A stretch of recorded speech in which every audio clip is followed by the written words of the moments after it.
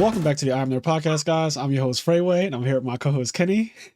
For whatever reason, Kenny is just laughing at me already. I don't know what I did. What do you mean you don't know what you did? You did a count. You did a 3, 2, 1 countdown, and then waited 3 more seconds. What was that? I don't know. You went 3, 2, 1. Well, look, I had to draw.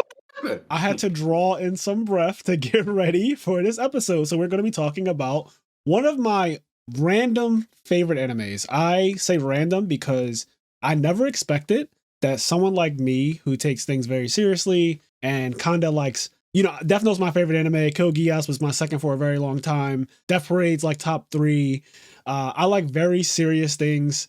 I read the Game of Thrones books. Like, I'm just one of those people that likes hardcore serious things. And One Punch Man. You want a serious story. You don't want, shall we say, and what I'm about to say, I don't think applies to One Punch Man, and I'll explain myself later. But you don't like mindless action. I don't like mindless action anymore. When I was younger, I could handle mindless action. I could handle a bunch of fights without a story per se or a good story. Now that I'm older, I tend to gravitate towards things that are more compelling, more narrative driven. And you know what? One Punch Man is a breath of fresh air in a world where I have so many things that I watch that are very narrative driven. It is something very different from that, and something that I don't have to take so serious, something that I can kind of just watch and enjoy and laugh and find amusement in this character, because I have so many things to say about Saitama. Okay, let me start off by the way I even got into One Punch Man. So on Facebook, there was a period where people would post, and I'm glad this doesn't happen anymore because it's kind of spoilery,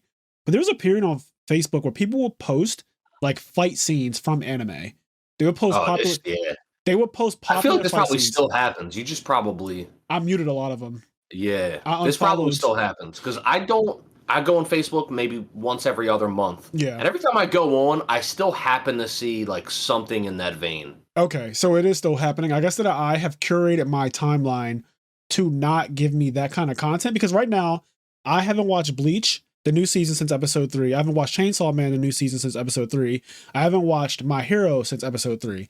So I was watching them all week to week, and then I realized I don't want to do this. Like, I just don't enjoy watching anime week to week. I guess I'm like Kenny in that regard, is that I'm not enjoying myself watching them week to week. So I'm waiting until I have a ton to watch at once, and I'm just going to binge it. And that's just the way I prefer. It's the Netflix way, man. Yeah. Netflix got it right. Yes, I can only do it with, for whatever reason, Attack on Titan and Demon Slayer. I don't know why, but I really like watching those week to week, and I'll figure that out with myself eventually. But I think it's the fear of spoilers with Attack on Titan that keeps me watching it week to week. I think that's what's really happening. Fair. Yes, because we're at the end. For me, that makes sense for Attack on Titan. For me, and this, I guess, maybe became clear to a lot of people during Game of Thrones. For me, it has to do with like, how much content do I get to make my week worth it? Like, if I watch Attack on Titan or any other anime week to week, I'm getting, say, 22 minutes of content, and like, I'm never really satisfied. Yes. It's always like, just soon as I'm getting started, it's ending. Yep. Whereas Game of Thrones, I'm getting an hour of content. Sometimes so watching that week to week is exciting because it's like something to look forward to, and that like hour is so much more satisfying than 22 minutes. And so it's like, I was able to watch Game of Thrones week to week. It was just like, because the anticipation was always worth it. Whereas like the shit that happens on Attack on Titan is always hype, but it's like, just as you're like at your apex, it's like over and you're like, what the fuck? Yes. When Eren flipped the script on his brother and like, the chains came off and everything, and it was like, I'm actually not your captive. I was like, wait a second, what the fuck? Like that whole, all of that stuff is really interesting. But then as soon as that happens, the episode ends. So I get what you're saying, and I do understand. But yes, so I've not been watching week to week anime. And back to the original point though, like One Punch Man is just something I can just watch, and I don't really have to be like, I won't say I'm not paying attention, but I don't have to give it some kind of like, oh, what is the plot under? What is he really saying here? Like, maybe there's some backstabbing. It's nothing like that. There's none of that. Everything is very surface, but somehow the formula for this show just works. And what I was saying was, the way I got into Attack on Titan was the time with Facebook. Or One Punch Man. One Punch Man. The way I got into it is because a lot of people were posting clips, and apparently they still do. They were posting clips, and the clip that I saw that was super interesting. The same way I got in Naruto, like Rock Lee versus Gaara. The clip for this one was Saitama versus Genis, and it was season 1. I think it's episode 5. Season 1, episode 5. They fight, and it's supposed to be a sparring session. Saitama doesn't take it seriously, but Genis takes it very seriously, and he's going all out. Mind you, the animation. So this is something that also caught my eye. Season 1's animation was outrageous. Like seeing that clip, it's only, I think it's under 5 minutes. It's like 4 minutes and 30 seconds. It's a really short fight. Yes, it's not a very long fight, but in that 4 minutes and 35 seconds, when I tell you that whoever is responsible, forgive me for not knowing exactly which studio covered it season 1, but whatever studio is responsible for that fight, they put so much effort into it to the point where when I watched it yesterday, it ages like it's gonna forever look great. It aged so well. It's been years now. It's like that came out like 2017, something like that, 2016. I don't even know when season 1 came out, but it aged so well that when I watched it yesterday, I was like, holy shit. Like this is honestly not even being weird or like just to compare things, but this is honestly Demon Slayer level. Like the animation was that fucking good. Like there's multiple points in that fight where I'm just like, yo, they made sure that there are no still motion shots. There's none of that like I throw a punch and then you just see like the fist still motion kind of moving slowly. Everything was fluid. Every backflip, every flying, every time Saitama ducked or his cape like whisked in the air, every time you just see him running really fast and you're just trying to track him. He's like, where did he go? He's like, have I been chasing this after image this whole time? It's crazy. So that one fight got me interested in One Punch Man because again, I would never watch something called One Punch Man. It's the same way I said I felt about Chainsaw Man. Like I would never watch it on my own accord because it just sounds like something that I wouldn't like. And then I want to say real quick on that fight scene though. Go ahead. That fight scene, just because I want to continue giving it some praise. Every like sequence of that fight builds and is so cool. Like they also make awesome use of like slow motion. Like there's a part where I think it goes like this, where like he shoots a beam and it like eradicates a mountain and like it's like molten under it, right? Yes. And then like he puts his hands down and it almost looks like he gets energy from the molten or something. Yeah, I don't know, he's but like drawing energy from he like goes up and his boosters go off on his shoulders and then he like zooms at Saitama and like does a Bruce Lee kick and it's like extremely fast and it snaps to like slow motion. Yeah. And he's like over and Saitama like Matrix dodges it. Yeah. And then like it speeds up again as he does like a fucking 360 spin and like goes to kick him again. And there's like lightning and Saitama dodges that. And it's like when you're looking at it, you're like your eyes are just honed in. You're like, whoa, holy shit. Yeah. And then even when they do like the classic anime thing when he essentially does like the JoJo punch where it's like a bunch of punches on screen. They don't overuse it. They use it for one section of the fight and ends up fitting really well. And then immediately after that, he's like, am I chasing his after image? And he's running. It's so clean. And then when he does like the final flash. Yeah. And then Saitama's behind him and like touches his shoulder and then like hits his cheek. First of all, it looks so cute. Like the way he does it is so disrespectful and cute. It's like, and then he jumps back. And then I remember watching this with my little brother. And this is our favorite part of the fight almost, is when Saitama jumps back and he lands and he's like, yeah. And he goes to get his balance. He crouches at one point, and then that's when Genis reminds him, he said, listen, master, remember there were 2 rules to this fight. Like you're supposed to spar with me and go all out and, not hold. He's like, dodge any attack that you can, right? Like anything that you can dodge or block, like do it. But also, go all out, the best you can without killing each other, essentially. And Saitama, Saitama's like, okay, if that's what you want. And this is what I really love about One Punch Man. They draw him differently. He has like 3 different stages of art. So one stage is the famous, and it's been used for a meme a lot, the okay face. When someone says, that's the one that we have up on our Patreon video right now. It's like the face of Saitama when he's drawn really derpy. He has the really derpy eyes. His eyebrows literally just one line. He has no lines in his face. Like there's no actual lines that define his mouth or his nose or anything like that. It's like doodles. And I love that art style because it kind of conveys, it's interesting. The artist uses these different art styles to convey the emotion that the character's feeling. And then he has his standard mode where you just see him walking around in his yellow suit and he looks very regular. And then he has this one mode and he goes into it very rarely, because the kind of premise of the anime is that he's bored because he never finds a challenge. But he has this one mode that he gets really serious looking, and his art style is so fucking cool to me when he's like that. It's so deep. Let me just shout out Yusuke Murata is the artist for the. Okay, so I'm sure people know this, but to give a quick backstory on One Punch Man, it is written and drawn by an author / writer named One. His name is One, and he was a complete amateur at the time. His dream was to make manga, but he did not have the talent and skills to do it, and he just did it anyway. And the art is like really bad for the original One Punch Man manga. Or the webcomic. He was released online. Mm-hmm. The art was really bad. He wrote all the stories, but like if you go and look up the original webcomic for One Punch Man written by One, the art's really bad. It's not good art, but he did it anyway because like it was his dream and he put it out. There's another artist named Yusuke Murata who's like a very known, excellent, super artist in the manga community. He did the art for Eyeshield 21, for example. And if you've ever seen Eyeshield 21, that art is immaculate. He's that artist, and he loved One Punch Man, the webcomic, so much, and he was in a point in his career where he's depressed, and he didn't really have any direction.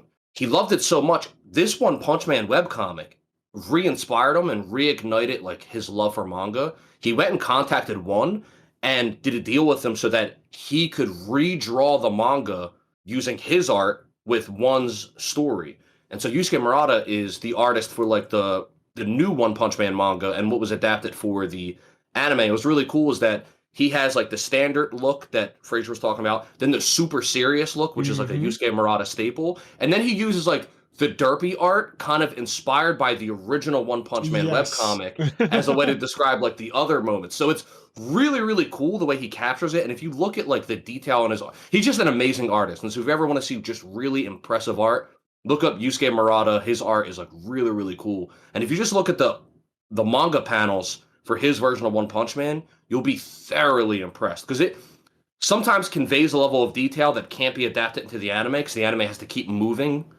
And so when you look at the still images of the manga sometime, you're like, holy fucking shit. That's something that's something I always love about manga in general. I bring this up all the time because of One Piece. I think One Piece from chapter 1, I immediately I love Oda's artwork, and it gets better over time, right? Like chapter 1, but even chapter 1 to me is fine, and then it just gets so fucking good. Like One Piece is just drawn so well, and it's so crazy that my younger self used to think that One Piece just had terrible art, but like the more and more I've aged and matured and like got into the story and everything, I just grew to love the still images that Oda has drawn because they do capture a different emotion when it doesn't have to keep moving.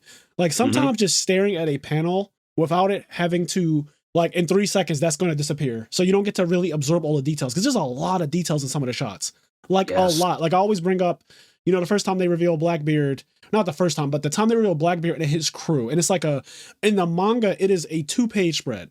It's a 2-page spread in the manga, and it's a landscape. It's not portrait. So it's like turn to the side, 2-page spread, and it is fucking amazing looking. Like it is just so amazing, but it takes a while to take that all in. But in the anime, because I went back and like watched that scene, in anime, it's not the same. Not to say that it's bad, but it's not the same as you getting to literally feast your eyes on every single detail. Like they do pan over the characters and they do all their bounties and stuff like that, and they say their names, they do the little box and everything, but it's not the way the manga is, where you get to literally take your time with it. And I think that is something that One Piece benefits from a lot. And so One Punch Man is another like manga, because I have read some of the One Punch Man manga just to kind of see what the art was given. And Kenny's right. It looks phenomenal. I've even had like, and we won't talk about this really, but I've seen panels from what's happening currently in the manga, and I don't read the manga. And One Punch Man is also something that I don't really care as much about spoilers. Don't worry, I'm not going to spoil anything that I've seen, but like I don't really care about spoilers. This is going to be about season 1 and 2 of the anime. Yes, then the episode will be titled such. But like I personally, when I saw the art, I was like, oh shit, this looks really good. Like it actually looks good. And the reason why I don't always expect that is because, contrary to what some of you might know or think, the art style for Attack on Titan to me is not very good. Like I personally, when I read Attack on Titan, I don't like it because it looks like sketch art. It looks like it's just like somebody it looks like sketches. I don't even want to go into more detail than that. It actually just looks like sketches, and it can get very messy. And so reading Attack on Titan does not give me the same feeling as watching it. It's like the exact opposite. So I prefer to watch Attack on Titan, whereas reading it doesn't give me the same thing. But you know, I thought you were going to say something slightly different. I actually don't know it. I haven't seen any of the current stuff in One Punch Man's manga. It's something I've always wanted to read, but I just never get around to it. And like, I wish the anime would come out more consistently, but it is what it is. Is it a 1 month? Is it a 1 month manga? I actually don't even know. I have no idea. Sure. But it almost seems like it is a 1 month or maybe even longer. And the reason why I say that is every time a chapter comes out, I feel like I end up seeing like a headline for One Punch. Lately, I've been seeing headlines, but they are very, very spread out. They're very spread out. Yeah, I'm not sure. It's something I always wanted to read. Mostly because One Punch Man's awesome, and I love Yusuke Murata. But I just, with everything, it's like it's hard to get to everything. But anyway, I thought what you were going to say is that when you look at the art in the manga sometimes, I saw there's a specific clip. It's with Speed of Sound Sonic, and when he's like jumping around the forest, somebody took the manga panels of that and like turned them into a GIF, and the manga panels like are animated, if that makes sense. Like somebody took literally what this guy drew in the manga panels and was able to like animate them by like essentially flipbooking them. Like that's how detailed some of the manga is that this guy, like he drew the animation. Like it's fucking crazy. I think I saw that. I'm pretty sure I saw that GIF, which is crazy. It's nutty. Speaking of that, so you brought up Speed of Sonic because he's one of the coolest characters in the actual anime, and he's a super Sasuke serious type, right? Typically, I like that kind of character, even though this one, I won't say I like him. I don't root for him or anything like that. His design is pretty cool, but he's also funny. Like at one point, he's fighting naked. Like he literally comes out of his clothes at one point because he's that fast, but he also almost got captured by the Sea King or whatever, and he just ends up butt ass naked. And that's just something that only can happen in One Punch Man. Like obviously, if the fighters from Dragon Ball and Naruto and Bleach, if everything was super realistic, when they do all these crazy blast attacks and these energy blasts, their clothes would actually come off. So it's funny to see the One Punch Man's like the artist actually show that, because early on Saitama's completely naked. Like when he kills that mosquito girl, it is a part really early on when Genis is about to get killed. He's about to self-destruct. And Saitama comes out of nowhere he's completely butt-ass naked. He comes out of nowhere and just slaps her. He's like, I hate mosquitoes. Yeah, because, dude, that whole episode, there's a mosquito bothering him. Yes. And it's so funny because you've seen, like, at this point, you don't super know who he is because that's, like, episode 2. Yeah, it's really early. You've seen that he can, like, fuck shit up. And there's a part where it's like after he's like he's trying to catch this mosquito and, like, he can't kill, and every time he thinks he's got it, like the mosquito like flies away and like is doing some other bullshit, and he's like pissed, and oh my god, he's so pissed, and it's just really funny and comical. So when there's like a mosquito monster, he just brutalized. Yes, because he's like, this one I could hit. This one is huge, and he slaps her one time. Mind you, she was fucking Genis up bad. My man was literally like, the only thing I can do now is self-destruct and hopefully take her with me. Like that was his contingency plan. Like, I'm going to blow myself the fuck up, and Saitama just comes out of nowhere, one slap, and then Genis instantly falls in love with him, and you know, from there on, that's his master. I want to say, I think it's really cool how, because since we're bringing up the mosquito chick and everything, the villains in general, like Speed of Sonic, but all the villains in general in One Punch Man are so fucking serious.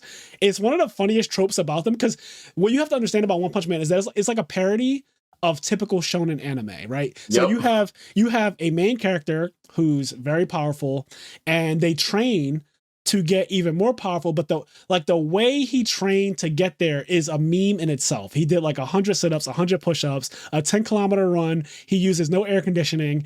Like it's this absolutely bullshit regimen that he did to get god tier strength. Like he is literally has on screen has gotten slapped into the moon, literally did not react to it, got up, dusted off his cape, and then flew back to Earth. Well, not even, like, he jumped back to Earth. Oh yeah, jumped back to Earth. He jumps off the moon, and like you can see when he jumps off the moon that the fucking indentation he leaves is like he destroys the moon even more by leaving it.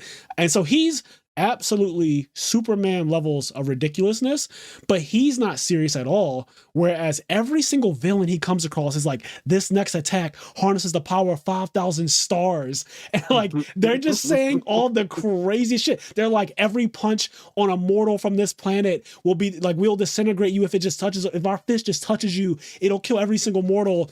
And they're like, what say you, human? And then he just like takes the punch, nothing happens. Then he punches him back and the fucking creature just disintegrates. And they're like, what the fuck?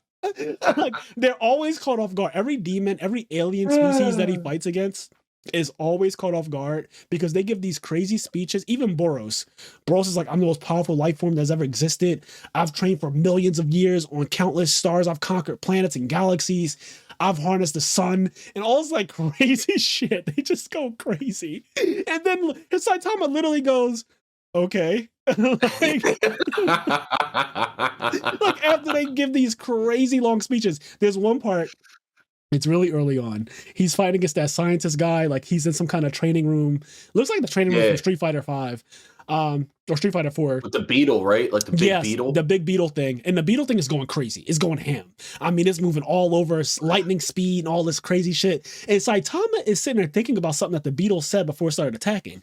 The beetle was like, I can go at this level for a week from now or something like that. Like I can keep going for a week. And something about next Saturday. So Saitama called on to next Saturday. He was like, wait a second. If a week from now is next Saturday, then that means that today is Saturday. And if today is Saturday, that means that it's discount at the supermarket day. And so he just gets fucking angry because he's like, I'm not about to fight you for until next Saturday. So he just absolutely hits the thing one time, obviously kills it in one punch. And he's like, all right, well, time to go to the grocery store. And he just leaves. What's awesome about that too is because at this point, if you haven't really been spoiled on like the gimmick of the show and you don't realize that like he really is One Punch Man, when you get to this part, the way they frame it is like initially he looks like he's worried. Yes. Like it almost looks like Saitama's worried and like this beetle monster is like getting the better of him or something. Yeah, and you like, think it's going to be a real challenge too. When I watched it, I didn't know that it wasn't going to be. And then like when the reveal is just like he's worried about missing a discount on Saturday, like, and then he just kills him. It's like, what the fuck? Yeah, you finally hear his inner monologue, and it has nothing to do with the fight. It's more so about the fact that the thing said it wanted to fight him for 7 days. And he's like, wait a second, today's Saturday? He's like, hold up, if today's Saturday, that means there's discounts at the grocery store. And his character's pretty consistent. He really enjoys coupon shopping. Like that's one of his favorite activities. He does it in every season, and it's like a big part of his life. So he's very frugal. It's very interesting because one of my friends is kind of the same way. But like Saitama just has very quirky human traits that don't seem anything like somebody who's as powerful as him. But then he also has this part of him that's kind of sad, low key, where he's looking for a challenge. And every time he gets finished one of these fights where somebody gives this crazy speech and it's supposed to be as powerful as a star and the sun and all this other nonsense, after he beats them, he does talk about how boring his life is and how boring the fight was and that he hasn't been challenged. And so I am hoping that there's more depth to where the story is going for him, because that is kind of the same thing that like Saiyans are built upon and that's why I like that Saitama's all these tropes. He's all these shonen tropes. Like Saiyans they're a warring species, right? Like they like to fight. Battle means a lot to them. They get off to it. And so Saitama is like, yeah, I want a challenge. And we know like Vegeta and Goku, a lot of things they do, like Goku let Frieza go to 100% because he wanted the challenge. Like Vegeta is the same way. He's like, I want you to be at your strongest. So that's like a Saiyan pride thing. And Saitama, Goku gave Senzu being the cell. Gave Senzu being the cell. Yes. And Piccolo was like, yo, dog, your son's not you. Like, he was like, my son wants a challenge. It was like, Goku, relax. Yes. Hold on. So it is a character trait of Saiyans, but obviously because Saitama is a combination of like every shonen main character you've ever seen, he has like Saiyan DNA too, where he's looking for a challenge. It's not like he's just this strong and he's content with being this strong and he doesn't want anything from it. Like he actually is seeking a real opponent, which is one of the only kind of serious things about him. But currently with only seasons 1 and 2 out, without seeing the manga, actually, he hasn't come across anything that is challenging him yet. The only thing, at least in the first 2 seasons, that came close was Boros, which is a fantastic fight scene or series of scenes. And Boros does live more than one punch, but only because he has hyper super duper rejuvenation. Yeah. And then Saitama was like, all right, well, I'll use like my finishing move too. And his finishing move is just called serious punch. Yeah. And it just absolutely wipes him out. After that fight, I think there's like one more, like, not fight, but there's like one more monster, I think, after Boros, and like Saitama kills him in one punch. And then he's like, oh, back to one punch. Yeah. Like, he's like upset. He's like, right. Because he was hoping that it would be like typical, and this is another Dragon Ball trope, right? And we're not just Dragon Ball. This is just a shonen trope. Yeah, this is a shonen trope. Yeah. But the shonen trope is you fight an enemy, they're really powerful. Usually you have to train or whatever to get up to their level. In this case, that's never going to happen for him. But typically after you beat that one, a stronger one comes along. That's the natural progression, like Frieza, and then you get the Cell, and then you get the Buu. And if you got to Buu first, the planet would be wiped out. Like there would be, there would be no anime. So people are like, well, what would have happened if Buu came first? We're like, well, then there would be no fucking show, right? Like there's no show. Like no one could deal with Majin Buu, God forbid Kid Buu. Like there'd be no show. Like coming from King Kai's planet, fighting fucking Majin Buu, or any Buu for that matter, like there's no show. So obviously in chronological order, you're going to get scaling villains. And Saitama was hoping, and this is, again, one of the things I love about the parody of it all, is that he's like, damn, back to one punch. As in, my last villain, I was Cell. I would expect that I get strong, like somebody would come stronger, not go back to Frieza level after I just beat Cell. Like, I didn't want it to be that way. So it's really cool in that regard. But his training regimen is a complete joke. And at one point, I actually wanted to do it. And there was a bunch of videos that came out on YouTube and maybe Instagram and stuff like that. Yeah, people doing the Saitama challenge where they do 30 days. And one Asian guy I saw, he said, I saw that same video. Okay, so you saw the same one. And he actually does, his body does get really nice. Like when it starts, he does a 30-day challenge. He does the Saitama thing, 100 sit-ups, 100 push-ups, 10-kilometer run, no air conditioning, like all the things that Saitama names in like episodes 1 and 2. He does it. And he records himself over the course of 30 days, and it does have a visible effect on him. Like it has a visible effect. It's nothing like outrageous, but you can blatantly tell he's more cut. Like he's way more cut at the end of the video. And it's like, damn, that's actually crazy that like that is a thing that you can do to improve your body, but it is an intense workout when you really think about it. Like a 10-kilometer run, 100 sit-ups, 100 push-ups every single day. First of all, not like for if somebody doesn't work, if you don't work out, I promise you can't do 100 push-ups. Like that is just no, you're right about that, because I just got to the point where I could do 100 push-ups, but not all at once. Like I can't get into push-up stands and do 100. What I do is I do either 5 sets of 20 or 4 sets of 25, because I literally max out at 25. So but I used to max out at like 15, and over time, your body really does, like, you gain a higher tolerance, you get stronger. And it's so cool to see how that happens, because I remember when I couldn't do more than 15. Like, I remember when 15, I'll be wobbling, like holding myself out. I'll literally be wobbling because I was that weak. And now I'm doing 25, and like, I can push it to like 27, but I don't like fucking up my math, because I don't want to be like, well, next one I got to do 23. So once I get to 25, I usually go, all right, 25 is my number that I stop at. Then I'll sit on my couch. I'll like take a 3-minute breather, and then I'll get back into position and do it again. And so 100 push-ups, if they mean straight, like 100 straight, because that's what he does in the anime, he does 100 straight. If they mean 100 straight, like I literally can't do it. It's insane. 100 squats is also crazy. Even if you're not doing 100 straight, like you said, like to even do sets to get to 100 in a single day is insanely difficult. Like it is. Like if you were to even just be like, I'm going to do 10 sets of 10, like you're going to have a hard time. Yeah, no, you're absolutely right. It's 100 push-ups every single day, 100 sit-ups every single day, 100 squats, a 10-kilometer run every single day is actually a real workout. Like that is a real workout. You will get some health benefits from it. Obviously you won't become him, but I love that he repeats it to everyone who asks, how did he get so powerful? Yeah. Like in season 1, the question comes up so often, because Genus wants to know, some of the villains want to know, and they get angry when he tells them like that's what he did, because they're like, get the fuck out of here. Like that doesn't equate to how powerful you are. And even Speed of Sonic, when he first, was looking for Saitama because he wants his lick back, he's like shooting fucking kunais into the city and going crazy. He's in the air, like basically flying around. And Saitama sees him in a distance. And he's like, come out wherever you are. Like, I'm looking for you. And then Saitama appears behind him and just like judo chops him to the ground and it goes about his business. And he zero diffs him every time he sees him. Like they never have a legitimate fight. And I love that his basically a rival character to him, right? Like somebody who looks at him as a rival, somebody who's trying to get stronger than him. He's so powerful and so far ahead of him that he never even considers him to be real. And it's kind of a parody of the Goku and Vegeta thing because Vegeta's very serious about it, right? So Speed of Sonic is extremely serious. Vegeta is extremely serious about it. I want to be stronger than you, Kakarot. I want to be stronger than you, Saitama. But the difference here is that like Saitama is just so far ahead. Like Goku's not that far ahead of Vegeta. Like Goku is stronger than Vegeta, but he's not to the point where he can't be hurt by Vegeta. You know what I mean?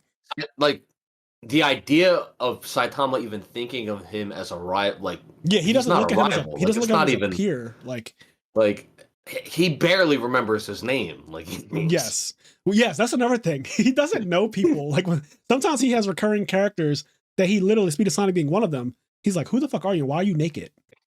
Like he's always so confused by like certain people. He's like, I don't even know who you are. And this guy, his whole world is focused around Saitama, which is like crazy. And Saitama's just like, who the fuck are you, man? I even like how what did you want to say something? No. It sounded like you were about to say something. Yeah, I was about to say, I even like how they do a parody on, the whole thing about being heroes in this world and how you get a rank C, B, A, S or whatever. And Saitama, the physical test, he just absolutely destroyed, as you could expect. Like he had the best stats of any person that ever took it. But then on the technical skill, right, he bombed it. So he gets put in class C, I think, in the beginning. Like he's a C class hero at the start. And at first he's just like, all right, whatever. Like I'm a C class hero. It kind of sucks because obviously he's S class. He would be S1, right? Like that would be his actual rank. S1. He'd be S0. He'd be S. Yes, he would. You're right. He would be S. He would be tier 0, no question. But he ends up in C class. And at first he's like, all right, well this fucking sucks that I'm C class, but like whatever. And then he finds out that you actually have to work to hold your license, otherwise they revoke it. So he goes out in the city and he starts looking for petty crimes. He's running around at light speed looking for fucking petty crimes on every street, and he can't really find anything. This is like a whole meme. But go ahead. You gotta. I think if I remember correctly, if you don't stop a crime like at least once a week, they take your license away if you're like C class. He's just doing nothing but playing video games. Like he's a gamer, which I think is so funny. Season 2, he comes across the one guy, King, who's a phony. He's like King Engine. King Engine is a fire name, by the way. Yes. Like I love the lore built around King's fraud ass. It's awesome. And you don't find out till season 2 that King is a complete fraud. Is he an S class? I forget. I think he's S class, right? He's S class. Yeah. He's like S5. Yeah, like, he's high. He's high. He's insane. He's high S class, and he's a complete fraud. But he also likes gaming. So at one point, him and Saitama hook up to start gaming, and they're playing on a blatant Nintendo Switch. Like they're blatantly just playing a Nintendo Switch. And at one point, Saitama like really wants King's game, so he steals it, and then he ends up like fucking deleting his save data, which was crazy. Dog, that episode had me dying because when I was younger, I've lost my save data so many different ways. Like Pokemon, sometimes Pokemon Blue and Red, you'll just turn on your game and it'll be corrupted and like you just lose your save data. And sometimes you have friends when you're much younger and you have friends and like you guys just do some terrible things to each other sometimes. I had a friend delete my save data on games before, like wipe my memory card clean, and that's fucked up too. So when he took that man's Switch and like accidentally overwrote his data or like whatever he did, I just immediately started laughing because like, yo, why is that real? But also that's fucked up. Like, it's so fucked up. It's so real. It's so petty. What's so cool about One Punch Man is how absolutely unrealistic and stupid it is, but paired with some level of reality, and it's based. So we said earlier that something that's cool and refreshing about One Punch Man is that you don't really got to take the show serious. You can just have fun while watching it. Yes. You don't got to like really look for the deep shit underneath. Yeah, crazy plot points and like reveals. There's not going to be any of that, right? Like it's just not that kind of thing. Not at all. But something that is cool about One Punch Man that I like, that I do think is a little bit under the surface, and maybe some people don't realize, is that there is like not necessarily a story being told, but to kind of just explain my point, like the most unrealistic and stupid thing about the show is Saitama. And he's also the thing that's the most grounded and realistic about the show. Like we said, like he's worried about missing out on deals, or like something so petty and simple as like he's fucking stronger than anybody that's ever been imagined. Yeah. And he can't beat this guy in a video game. And like he gets mad and he takes the video game and he deletes it. It's such a realistic thing. And there's a part in season 1 versus the Deep Sea King where all these heroes are fighting the underwater monsters, and they get to the Deep Sea King and they can't beat him, and like it starts like they get an upper hand on him. It starts raining, and the Deep Sea King is just brutalizing all the heroes. Yes, and then brutalizing. That's the correct word to use too. Yes, Moomin Rider got brutalized. Moomin Rider is getting destroyed, and the crowd's cheering for him. Everything, blah blah blah. Saitama shows up, kills him in one punch, right? And then what happens is one guy in the crowd ends up turning the crowd and kind of says that like all the heroes are weak and they suck and blah blah blah. He's only a C-class hero. If he was able to beat him, then like all these heroes suck. And there's a really cool thing where Saitama then becomes the bad guy for a moment, and he's like, oh man, like I was only able to do that. Like he kind of like out loud brags that he cheated, and like all of these other heroes weakened Deep Sea King. Yeah, that was thanks to him that he was able to kill him. And what's so cool about that is like Saitama then takes, like he has the wherewithal to be like, I'm going to take this hatred and like I don't care about these people liking me. Like none of this shit matters to me. And he, like nobody fucking helped him beat the Deep Sea King. No. But he ends up taking all the negativity, and so that the other heroes aren't brought down, because he understands how unrealistic he is, and he understands that all these other people are working really hard to be who they are. And so it's just a really cool human moment where you have the super unrealistic show and super silly, but then it's like, holy shit, like this guy's a real character. He has a real heart and like brain, and I agree with he has feelings. Like, it's so cool, man. I really like that moment because it was so noble of him to do that, because he doesn't have to do anything. He could just take the credit for it and go about his day and get promoted. But instead, when he says like, yeah, I was only able to do that because all the other heroes gave their lives and they weakened them so that I was able to come in and just steal the glory. But really, these guys put in all the work. That was a really awesome moment. And it just speaks to his character, because for what it's worth, Saitama is very likable immediately. Like he's very, he's a parody character and everything, but he is very likable. Like I immediately was drawn to him as a character. Like if there was a fighting game that was played by a lot of people and everything like that, he was in it. Even if he like wasn't that great, I would still like him because I just like this. I like the character of Saitama. Like, and it's rare. And it's cool.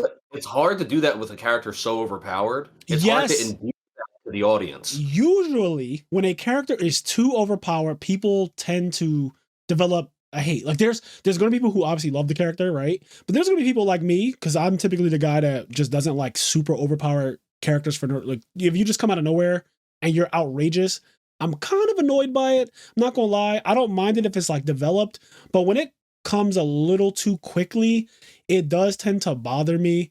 I'm trying to think of an example, but like Jiren. I feel like Jiren is just like inexplicably strong. I hated Jiren so much because they're like, oh, there exists a universe where there's a warrior stronger than a god. And like, it happens to be Jiren who's in the fucking tournament power at that exact moment. And he's looking at a spirit bomb, and the spirit bomb is going back to Goku, literally by him staring at it. And I'm just like, okay, like they don't really give a really good backstory on why he's this outrageously powerful. He's just astronomical, and he's a new character too, which bothers me, right? Because whenever you introduce Kaguya is a really good example. Right? Yep. Kaguya gets no development at any point. They just say, this is where Chakra came from. She ate this devil fruit, and she's running from these space aliens. Here she is. She's outrageous, and that you just have to deal. You have to deal with the fact that she just wiped out Madara, and Madara had been literally beating 10 tail demons, a bunch of other fucking Hokage level people, including the first. Like Madara did all of this stuff, right? And you just have to accept that this character who you don't know about at all, who has no lore before this, comes out of nowhere and is stronger than everybody you've ever seen in the entire show, right? Like she's stronger than Naruto and Sasuke separately. They can only be her together with the sealing jutsu and all that. So that is terrible. And Jiren, same thing. Character comes out of nowhere, but it's like Jiren, I hate him, but he is a little bit better only because he comes from a different universe. And like, if you because to them, Goku comes from nowhere too. Like if you watch it from the perspective, Jiren is the main character. Goku came out of nowhere to them. So I kind of get it, but at the same time, it still sucks being someone watching from the perspective of Universe 7, right? Yep. Like watching from the perspective of Universe 7, seeing how hard Frieza has to train. Well, not really, but seeing how hard everyone else has to train besides Frieza to get really powerful. Frieza did a good 4 months. He did. But yeah, seeing how much everyone has to train. Years. I don't know when Dragon Ball Super's coming back, but bro, the Black Frieza arc that is But yes, Jiren is bullshit basically, and it's annoying to usually see those kind of characters, but Saitama somehow makes you like him, and they even give you a bullshit reason why he's that strong. Like his workout is a joke. It is not a good backstory at all. Like that is not. He used to have hair. Like He sacrificed all of his hair for that power, man. Yeah, he used to. It's funny when you watch the first 2 episodes or whatever, where they show him having hair in the flashbacks and stuff. It's crazy because he doesn't look right to me. Like when I look at Saitama with hair, he just looks dumb. And then when he's bald, somehow, even though they blatantly draw him dumb, he doesn't look as dumb. It's just, it's so weird. But yes, the Deep Sea King something else I like, and I really want this hoodie. This is so random, but I just thought of it because thinking about his clothes. I love his hoodie. It's like white and red, and it says Opie on it, which means boobs. And the hoodie literally has like boobs drawn on it, like really stupid, rudimentary. It's just like a line and 2 dots, but like it says Opie, which means boobs in Japanese. I want that hoodie so bad. Like, I actually like this. I just Googled it.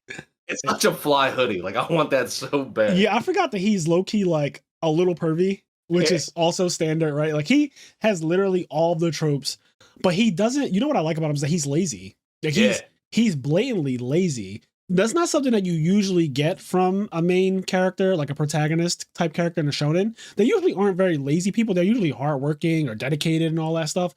Whereas he's just kind of like, he's serious if it comes to protecting people, right? Like he does not joke about that.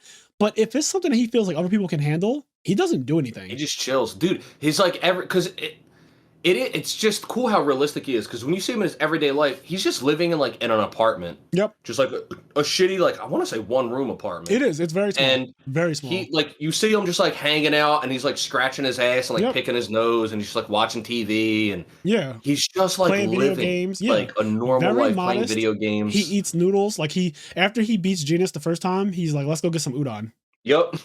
Like he doesn't take things too seriously until, a little girl's about to get hit by a car, and then he fucking flash steps in front of the car and puts up one arm, and the car gets absolutely destroyed, and no debris or anything touches this little girl. I'm like, God damn. Like his feats, because there's videos that scale Saitama and like explain how strong he would have to be and how fast he have to be moving to go from the moon to the earth. And you could tell that it happened in a short period of time because the time of day didn't change. Like if you guys are interested in that type of thing, there's YouTube videos for that. He is ridiculous. Saitama is fucking absurd. So what has happened though, is because he's so absurd, people like to try to explain it. Now, one of the things that people try to use to explain Saitama's outrageous power is by saying that he has like Toon Force, essentially. Like the same type of thing that Bugs Bunny has, where it doesn't really matter what enemy he's up against. It doesn't matter how powerful somebody is. He can essentially just will them or will their power out of existence. Like it doesn't matter how strong you are. He's always going to be able to beat you because Toon Force is like Bugs Bunny just says, well, I'm just going to peel away your existence. I can peel away the page and it becomes white nothingness. Like you're just in nothingness now. Or I can just go underground and I'm off screen now, so you can't touch me. Like bullshit like that, where like literally I appear at the top of the screen hanging upside down, but I'm not actually on anything. I'm literally at the top of the screen. I might crawl out of the screen. Stuff like that. But Saitama actually isn't like a Toon Force character. Like he's not. Nah, he has some of the characteristics. He's obviously a parody character. Like it's absurd that he did 100 push-ups and now he can punch away planets if he wanted to, or whatever the fuck he could do. But I would also say there is definitely a distinction between him and say Bugs Bunny. So for example, with the fight against Boros, like he didn't just one punch Boros. Like eventually, like he finished him off with one super duper punch, but he did have to build up and try. He wasn't able to just like flick Boros away. Like so there's established in that fight, there's an idea that you could be strong enough or could have enough regeneration or could survive long enough to fight Saitama. Yes. It's just it hasn't happened yet. But like Boros shows that like it's possible that Saitama like that there is a limit that he could reach, or like somebody that can fight him. Like a character like let's just say Kid Buu, for example, a character that has like seemingly endless regeneration similar to Boros. Like that's a character that could right, because punching Kid Buu is not going to kill Kid Buu. Exactly. Yeah. It's just never going to happen. He's magic. He's literally magic. And we haven't really seen, I don't think, Saitama go up against magic yet. At least not in the anime. Not in seasons 1 and 2. I don't think we've seen him blatantly go up against like a magic user. If I'm wrong, correct me, guys, and comment or listen to letter. But yeah, like for all we know, in chapter 500, Saitama does come out of the page and punches somebody out. Yeah, like there's possible to end the manga and later on, and we would no spoilers. So if he does end up fighting against a magician or something, and like magic doesn't work on him either, that's fine. Like you can add that to his feats because he does have some impressive fucking feats. But like right now, I would say that just like Superman, who is limitless, Superman doesn't do well against magicians. Like that is one of his known weaknesses, is like people who are reality warping or who have blatantly magic abilities. Like Superman does not necessarily fare well against them because as strong as he is, like, well, this is just magic. It's not the same thing as brute force. Yeah, his body. Yeah. Like magic is not invulnerable to magic. Right. Magic is just different. So yeah, there's still like the jury's still out on exactly how high he scales. But what we do know right now is that he's ridiculous. Like I think that the craziest thing we saw so far was him jumping from the moon back to Earth. And yeah, that whole fight is incredible to me, man. It is. I mean, we talked about it before, but once again, it's like the animators had a fucking time with it. And here's another thing, just real quick. A lot of people say that One Punch Man Season 1 had a high budget. Not true. One Punch Man Season 1 had the same budget almost every single anime gets. And I don't remember the exact numbers, but in general, most anime seasons get around the same budget. Mm-hmm. It's very rare that like anime get better budget than other anime. Like obviously there's exceptions, but right. One Punch Man had a standard anime budget. But the people that were working on it, from what I've read and from what I've heard, is that they just like went above and beyond. Like they essentially worked more than what their budget allowed, so to speak. Like they went above and beyond to make that season look incredible. To put it really simply, these people were really passionate. Yes, like very passionate. That's what it honestly comes down to, right? Because, for example, like sometimes Kenny and I will record an episode that is over 2.5 hours, right? And that is literally because we are passionate about One Piece, because that's one of the episodes that was 3 hours, right? Like One Piece, we're just that passionate that when we do One Piece episodes, they tend to be longer than pretty much every other episode we've ever recorded. And that's because of the passion about talking on that subject, is that we could just do it for actual hours. And when people are working on something and they really care about it, you can see that in the product. And yeah, that's what I really blame that on. Not the money. Consumed. Yeah, right. Exactly. You like become consumed by it. Like you want to keep doing it. And it's like, it is like one of those cheesy things where they say like, make your job something that you enjoy and never have to work. Yes. And like, that's obviously a bit of an exaggeration, but it depends. Like if your job is something that you really do enjoy and you become consumed by it, then like you in some ways aren't working, because like it's what you want to do, it's what you're thinking about. So like when you're not doing it, you're thinking, and it's really cool. So anyway, One Punch Man Season 1 was like, that fight though, once again, very rarely repeated scenes. And then there's part where like, I love when they become like beams of light and they're like chasing each other and they're clashing, and then you see them fighting, and like there's all these epic moments. And then my favorite thing, and I want it to be like in a fighting game so bad, because it's like an absurd raging demon. When Boros is like fighting him, then there's a part where it's like doo, doo, doo, doo, doo, doo, doo, doo, doo. He's like beating the shit out of Saitama, and then like he like hits him down, then goes down under him, and he comes up, and then he poses, and he has his hands out, and he like hits Saitama in the stomach with like a knee, and he's like posing, and then the lights like doo, doo, doo, doo, doo. And it's just like this insane. It looks like a fighting game finisher, and then he kicks. That's when he kicks him to the moon. It is just this insane sequence of shit, and then like when he does a collapsing star, roaring cannon. Like, that's what it's called too. Like, collapsing star. Roaring cannon, like what the fuck? That shit is crazy. Yeah, it just it's so hype. That Boros fight. So if you get nothing else from One Punch Man, at least watch the fight between him and Genis, and the fight between him and Boros. And also the Deep Sea King is really good, just watching him beat up all the heroes. But yeah, Boros and Genis, those fights, the way they're animated, above and beyond. It reminds me of Naruto and Sasuke versus Momoshiki. Like it is just crazy how great the animation looks and how much effort and time. It takes a long ass time. I think that they said Naruto and Sasuke versus Momoshiki, I think they said it took a month to actually animate that fight. not surprising, man. It's So not, dude, when you know it goes into like animation, like the amount of effort that go, like for example, when people like laugh at those like in between scenes, like there's like those famous pictures you'll see of like Pain or Sasuke's face, and it looks all twisted and weird. yeah. And it's like what you're seeing is an in between. So like you're not supposed to see that. That's one frame. Yeah. You're not really supposed, like that's an in between frame for like all this other shit. But like the point is like drawing all those frames and all those, like it's crazy. Like at the end of the day, an anime is a series of, it's a flip book. It's a series of pictures that they play frame by frame, and like you have to draw all of those fucking frames. You know, it's a lot. Insane. It's a lot of work when you really find out. Because I remember when I was younger, I wondered, how do they actually draw things moving? Like if I throw a punch, how is that actually animated? And then I found out, oh, you actually draw all frames of the punch being thrown, which is so absurd to me. That is so absurd. I can't, like, my mind actually can't handle the idea of that. Yep. Like how much work that is. Like that is so much fucking work. So yeah, shout out to the animators. I know that, you know, there was a lot of controversy surrounding season 2 of One Punch Man about the animation and it dropping in quality and stuff like that. And while it may not be on par with season 1, I think that it got blown out of proportion with people saying that it was outright bad. I just do not agree that season 2 of One Punch Man's animation was bad. There are multiple scenes, including as early as episode 2, I believe, when they introduced Garo and he fights against Tank Top Master or whatever. There's a part where he says, I hate using this style. And he goes into Fang's water style.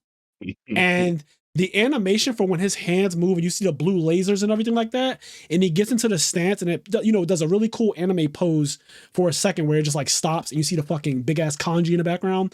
And then he just starts fucking up Tank Top dude. And I mean, it looks insane. So when I was watching it, because I went in hearing about this terrible animation, and I get to episode 2 and I'm like, okay, here's like the first real fight, and this villain dude is getting beat up. Like he's getting pretty beat up about a Tank Top guy, because he had beat one in like the first episode. I think he fucked up one of the Tank Top underlings. Like he fucked the guy up, put him in the hospital. There's a whole Tank Top squad. There's a whole Tank Top squad. He fucked up one of them real bad. So the S-class Tank Top dude is like, all right, well, I'm here now. And he is actually giving Garo that work. So much so Garo has to resort to using a style that he resents. And when he does it, it looks amazing. And so I was very confused. And I immediately after the episode, I was like, so what are people talking about where the animation just looks bad? Because it just does not look bad. Like it actually factually doesn't look bad. It's just, it is just one of those things where I think season 1 set such a precedent where when you look at season 2, you're like, oh, it's not as good as season 1, so it's bad. It's like one of those, it's just like, it's like when you live in a first world country and you skip lunch and you say, I'm starving. Yes. And it's like, you're not starving. That's an exaggeration. You just didn't eat lunch. It's hyperbole, right? And that's what it is. It's like, when you look at season 2 of One Punch Man, it's like you missed a lunch, but it's not like you're in Africa. Like right. You're not literally a starving into one of those fucking Christian commercials where the kids in the have arms of the angel. And the kids have flies all over them and shit. And these people act like they can't at least swat the fucking flies off the kids before they record them. Yeah, it's not that bad. So when people were going in on it, I just didn't understand it. And because I love, and I don't take it very seriously. And because I love it so much, I'm able to just watch it and enjoy it and not critique the animation the whole time. Like I did not watch season 2 and like I was so impressed that season 2 now has introduced this character Garo, and they're setting him up to be an antagonist to Saitama. They're setting him up to be one of the people that actually gives him a challenge. And I like that because obviously this show could taper off and get extremely boring if it literally goes the exact way season 1 and most of season 2 went before Garo was really like, you realize what they were doing with his character, right? Because at the end of season 2, he is essentially abducted by the League of Villains, right? Like the demons, they abduct him, they fly him away, his hair turns red and everything like that, his eyes go bloodshot. And I do wish his hair didn't turn orange. Me too. I don't know. He looks so sick with the white hair. I'm hoping when his hair was back. orange. Yeah, I just hope something happens because like the orange hair wasn't doing. I'm not a fan. I'm big not a fan. But everything season 2, which is so cool about it, is that they do, once again, not this super in-depth story, but they do take cool concepts and I think write pretty good stories. Like they take Garo And like he's pseudo the main character in season 2. He is the main character. Saitama's actually not really in the season that much. He's really not. And like they take the villain, kind of make him the main character of the season, and then they show this cool progression of like his perspective of things. He grew up watching all these shows, and from his perspective, the heroes were the bullies. Yep. The heroes were using their power to take advantage, and they would always gang up on the monsters. There was always one monster fighting 17 heroes. Yep, He's like, that shit's not fair. You guys are just like like it's not fair. And so and then when he was in school, he got bullied, and they like made him like they played a game where he was the monster, and he would just get jumped by 10 kids. Like actually jumped. Not even he would get actually jumped, and they would blame him for it on top of that. Yeah, and so it ends up creating a villain in Garo, and he wants to go in this aspect, and he wants to become a monster. But he ends up having all these really cool qualities. Like, for example, he doesn't harm. One of my favorite characters is Metal Bat. Just because he looks like a Yakuza, he's got the pompadour. Oh, Metal Bat, so fucking cool. I love Metal Bat, right? And so there's a part where he's bloody, destroyed, and Garo's like going to kill him. And then Metal Bat's sister shows up, and then like Garo, like she like pleads with him to stop, and like he stops, and then there's the part where he meets up with this other little kid, and he hangs out with him. And you can see that like he has an affinity for kids. Like he's not mean to them. He doesn't beat them up. Like he doesn't kill them or anything like that. He's not trying to like kill kids and shit. Like he has a code. And if you try to harm a kid, he will protect the child. Like he'll actually go out of his way, because there's one part where a group of like B class heroes come. Because the A class heroes are pissed that they get looked down upon by all. Because like we're one rank below S class, and all the S class heroes look down on them. These were A class. These were A-class heroes. Okay, well, I know a horde of them come. It's like 8 of them, literally 8 of them, and they all jump him, and he already has gotten out of a fight, so he's weakened already. And they jump him, and they're getting the best of him for a little while. Then he gets the upper. That whole sequence, by the way, when they jump him and like it's looking real dark for him, but then he slowly analyzes them and says like, this one's long range, this one is feeding information, this one's close range, this one does that. And when he does that, and he figures out the first one to take out, and then he starts to slowly beat the shit out of every single one of them. But then he gets to the last one, who's really, really strong. And the last one has this like bullet barrage ability where he can shoot like 1,000 bullets of energy at one time, right? Like a Gatling gun. And behind Garo at the time is this shack that he's been in with this little boy that he met earlier on the park bench, who had like a book of all of the heroes, which he's been using to track them down and kill them. So he knows that the little boy is in the shack behind him. And if the gunfire happens to accidentally go into that shack, it could harm and kill the little boy. So he's like, I don't have the energy to really defend this attack. I should just dodge it completely. And he could dodge it. That's the thing. Yes. And if he was a monster, a real monster, so to speak, he would just dodge it and let that little boy die. Yes. And instead, he's like, fuck it. This is going to take everything I have left, basically. But he literally deflects every single bullet, and they show it. He deflects every single energy bullet, and so all the bullets get dispersed away from the shack. And then he grabs the guy and fucks that guy up, and he goes about it. He like collapses or whatever. But it's a really amazing scene because it does develop his character, make him more than just a mindless villain. I hate those villains that just like, I want to take over the world. That's my aspiration. I want to kill things just cause. That's my aspiration. And not to say that Garo's backstory is some super insane, like, oh, this is Shakespearean level writing, but it is enough to where I get it. Like if I was jumped and people were saying, I'm a police officer, right? Like they were pretending to be cops and robbers, and they were the cops jumping me, and I was the robber every single time. You could understand why that might make me resent police officers as I get older. Whether it's right or wrong, that could have an impact on a child's view of the world. So Garo being jumped by people who say, I'm a hero, and then him resenting heroes as an adult is not the most crazy thing to experience. And it's a cool twist in perspective. Like you said, it's not a Shakespearean thing, but it's a good enough twist in perspective where I think it services the plot. Additionally, I want to say something like I watched One Punch Man season 1 and 2 with my little brother, and at the time he was even younger, obviously, than he is now. I don't remember exactly when it came out, but he's watching it because he's young, right? Because he's a kid. He has a very kid-like outlook on things. So when we're watching One Punch Man, obviously he loves Saitama, he loves Genos, and he likes the heroes because of course he does. He's a kid, he likes the heroes. Yeah. The heroes are the good guys.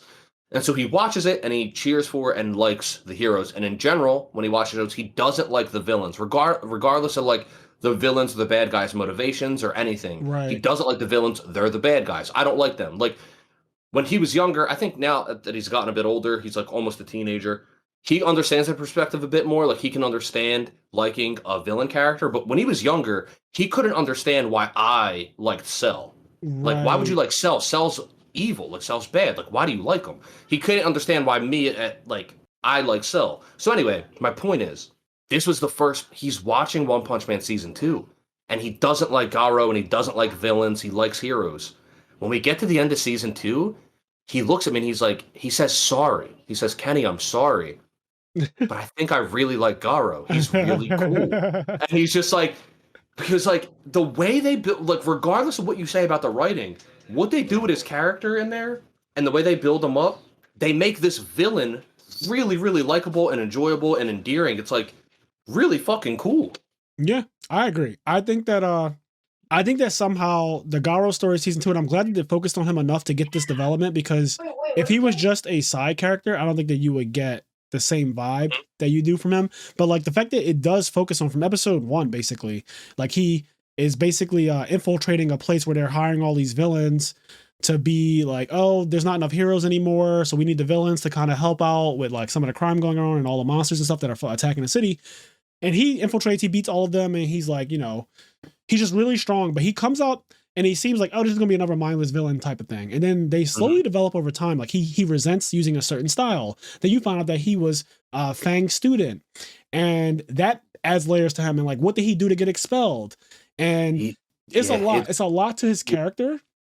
They did it enough for me. Something that I just really appreciated was it's like they like One Punch Man Season 2 in Garo was like the click for a child to realize like, oh, villains can be cool. You know what I mean? Like, click, the fact that that was the click, that was the character that did it, like that gives so much credit to me, to that character, to like that writing. It's really, really cool. I wonder when I started liking villains, because I remember liking Cell, but I also remember not liking Frieza. So and Cell comes out years after Frieza and like the American cartoon. So maybe there was a shift in the way my mind had, you know, your brain progresses to a point where like you start to think differently and you have abstract thoughts, and like maybe everything isn't so black and white, right? Like maybe there's more to people and stuff like that. Or maybe I just like the design of something, because Cell was fucking evil, really, like going around just killing humans and sucking them up with no motivation other than the fact that like he has Saiyan blood and all these other, you know, things inside of him, and he's programmed by Dr. Gero to want to kill the Saiyans. But like, I liked his character design immediately. And when he got the perfect Cell, I was super in love with him. The voice, the cockiness, the way he looked at his hands when he first transformed, and Krillin and everybody was attacking him and he's literally just staring at his hands. I just loved him immediately. And after that, I started to like the Joker. Like when I would watch, normally when I was younger and I watched Batman, the animated series, when I would see the villains that Batman would go against, I hated them. I was like, Batman's the good guy. I want Batman to win every episode. I hate when the Joker hits him with a pipe. And then slowly but surely you get older and you watch something like The Dark Knight and you see Heath Ledger and you're like, yo, I fucking love this Joker. Like, I love this character. And you start to root for villains slowly but surely. Like, even with Eren Yeager, who's one of my favorite protagonists, antagonists, I don't know what to call him anymore. It's so, the line has been so blurred, right? But like Eren Yeager, he's like the epitome of rooting for somebody who may not have the most noble or moral, like highest moral compass, right? Like he's on some genocide shit right now, which some people are like, genocide no matter what is wrong. And you could argue like, yes, that is technically the case. But then you could also argue the other side and be like, but do you understand what happened to him though? Like, it's not that he just woke up one day and was like, genocide. There's something that happened to this man, like his mom had to be eaten in front of him. And all of these traumatic things happened to his life. And he's been traumatized by the world, and it turned him into this monster. So you got to watch him from season 1 and all the way to now where we're at in the final season, part 3, coming up next month. I can't wait for that. But like you get to see him develop into this character. And like some people like me, some people really love him. And like, I love Yagami Light. He's one of my favorite anime characters. And a lot of people could be like, yo, he's a fucking psychopath. And at one point when Nier beats him, he literally says, you're nothing but a serial killer. Like, you're just a fucking serial. He reduces Yagami Light to just a serial killer, but I like that the writer of Death Note did that because that's how people actually try to make everything so binary. Yep. They try to make everything so black and white. Like, you didn't think about like what actually made Yagami Light behave the way he did. And when he's dying in the anime and he's running, he runs past a regular version of himself, right? Like the one that's not corrupted by the Death Note. And so it's interesting to see characters with layers. Like, that's kind of the overarching point of what I'm talking about here is like, I just really like that even villains in today's stories have a lot of depth to them, including like Garo has depth to him. Like, there's actual depth to the character. It's not just as simple as I want to be the strongest and I hate heroes for no absolute reason. And it's not just that, right? Like, he literally has a different perspective on life because he was physically harmed and blamed for shit that heroes did. So yeah, I like it. I really, really like it. I also wanted to talk about a couple of Deep Sea King. We brought him up earlier, but we didn't really go into depths about some of the crazy things that happened during that whole, it's like a little arc, right? It's like an arc in the middle of season 1. And what I really like about the Deep Sea King arc is it shows you how the heroes can arrive and like they can be really strong and they still get their ass beat. And I think that is like awesome to see. Like, I like seeing they at one point they show, and this is something I like about every anime that has it. Anytime there's a group of people and they have ranks, I fucking go up for that every time. Like, I love the Espada. Like, for people who don't know, I literally used to obsess over the Espada. Like, I knew everyone's number. I knew everyone's name. Zio Apero Grants, like number 7, right? Like, I knew every Baragon, number 2, like Stark, number 1, Holly Bell, number 3, Ukiura Schiffer, number 4. Like, I literally, Neutro, number 5, Grimjaw, number 6. I used to obsess. Side note, I thought about that. So, not really spoilers, but for Pokemon Scarlet and Violet, because it takes place in like a Spain country. Like, it takes place in like an analogy of Spain. Right. It's called Paldea. So they use the Spanish language throughout the game sometimes. And they call like the top champion, the leader of the Elite Four, they call her La Primera. And I was like, what is she, a fucking Espada? I was like, because they just always refer to her as like La Primera. And I was like, okay. The Primavera Stark. But yes, I love any anime that has a group of people. They don't necessarily have to have like ranks either. I just like, even though they often do rank them. So in the Phantom Troop, right? Another great organization of criminals, they go through and they kind of say like who's stronger than who. Like, at one point they blatantly just rank them. Like, this one is stronger than this one. And then you get characters like what's his name? What's the clown's name? The Hisoka. Yeah, Hisoka goes through and he's always giving people power levels, right? Like, he even does it with the Zodiac people at the end. So I really like those groups. I like the Akatsuki and how they have their own rankings, like, you know, Diderot being at pretty much the bottom and some of the other ones. I just love that. So when they get to a point in One Punch Man where they rank all the S people, like they showed the council and it's like one of them's a little boy. They got like the fucking metal bat dude, the samurai, and you got, I think his name's Blast, and he's not even present. Yeah, Blast isn't even there. They have Super Alloy Black Luster. Yep, it was actually like a black guy. Buff ass bodybuilder. Yep. Pori Pori Prisoner, is he one of them? I don't know. I think he's A class. I don't think he's top S class. Okay, I don't know why I thought that he was S. I don't know, but they just have a lot. They have a lot of cool ass characters, and anytime Maki. Yes. Oh my god, yes. The fucking psychic. She is so cool. She's number 2. She's so fucking cool to me. She can literally bring down meteors. Like, yeah, she's so. There's a part where, because her sister Blizzard, who is the top of C class or B class, because she doesn't. Yeah, because she has a whole thing about not going up. Yeah. So Blizzard, there's a part where Blizzard's fighting some monster, and the monster actually harms her. And Blizzard basically is like, "You fucked up. My sister always knows like when I get harmed or whatever." And sure enough, like the next frame, like you're confronted with S2. Like Tatsumaki is there. Yeah, and S2 comes out, and the monster that they're fighting against, she twists it up in such a nasty, fucked up way. Like, she breaks all of its bones and shit and like twists it and contorts it and wrings it out on some like dark shit. It's just really dark what she does to that monster. I was like, what the fuck? Oh, man. And then the way she glows green when she attacks is so cool. Yeah, she's so goddamn cool. But we love unique characters. Like, anytime you get a bunch of unique anime characters and they all get to show off their cool powers, like even Metal Bat. So we talked about this a little bit. I fucking love Metal Bat. But I'm a huge Yusuke Urameshi fan, so you guys can see like the outfit. Like, oh my god, like he's definitely inspired by. I mean, yeah, Yakuza, but also I think about Yu Hakusho because Kuwabara, that whole pompadour look, the brute kind of guy. But when he's fighting Garo in season 2, there's a part where, you know, Garo's like, well, you can't hit me. Like, you'll never be able to hit me. You're too fucking slow. And Metal Bat doesn't give up at any point. And he keeps swinging, and Garo's fucking him up a bit. And at one point, Metal Bat starts to get a lot of head injuries. And Garo starts to notice that he's getting faster. And Garo starts getting a little nervous, like, what the fuck? He's like, is he speeding up? And it gets to a point where Metal Bat officially was going to hit Garo. Like, Garo turned around and Metal Bat, because he thought he was done, and Metal Bat was right there about to swing, and his little sister came out of nowhere and was like, please don't harm him. So she said that about, you know, don't harm Garo. And it's scary because in that moment, like, I was like, yo, I don't know who's actually going to win that fight, but Garo was genuinely afraid. Like, when he turned around and saw the bat, his eyes were like huge. It was the typical anime thing, like, oh shit, this fucking guy, I thought I put him down, and he's just actually not down for count. So I love Metal Bat.